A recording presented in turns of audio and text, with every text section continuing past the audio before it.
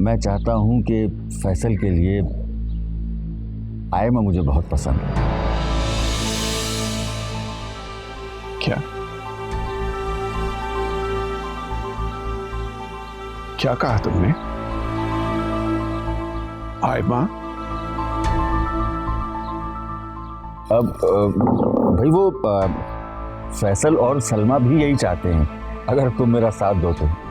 कमाल, मुझे लग रहा है कि तुमने मेरी इज्जत अपने पांव तले रौंद डाली है।